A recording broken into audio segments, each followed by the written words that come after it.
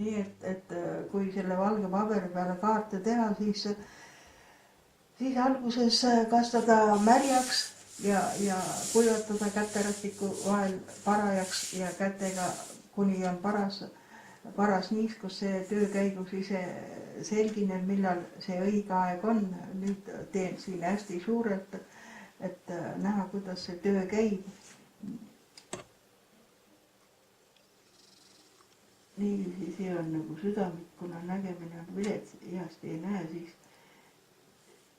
teen siia suurelt, kas karikahve või mingisuguse õie moodustuse, kuidas ta välja kukub, aga see, kuidas see töö käib, seda näete, kas nüüd tuleb üks õis veel või niiviisi. Ja kui see motiiv või kompositsioon on nüüd paberi peale joonistatud, siis tuleb teda natukene aega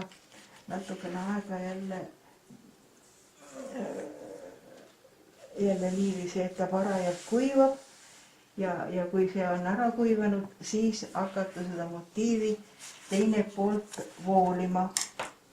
Selleks on käsitöö või selle karbis, kus need küünehooldusvahendid on sellise konksuga asi, millega saab teha ja siis on veel oma tehtud need vahendid, aga tegelikult peaksid olema voolimise vahendid kaupluses ka müügil.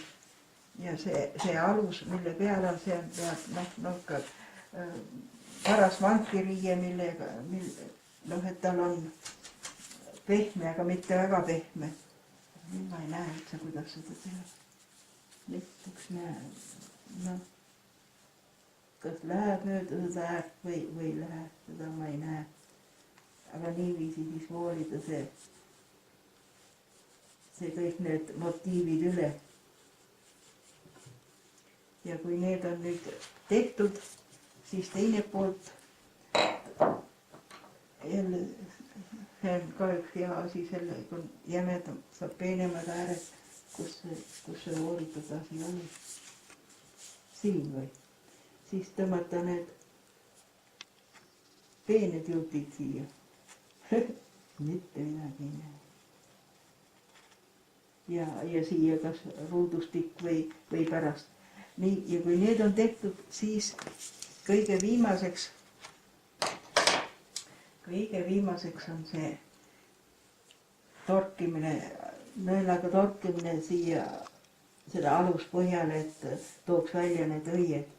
Siin on nõel, hästi peenike nõel, nagu liitrite või kudruste tikkimise nõel pandud siia, mis kunagi olid need mis tegi naksu sisse ja siis võeti verd. Võt selline asi.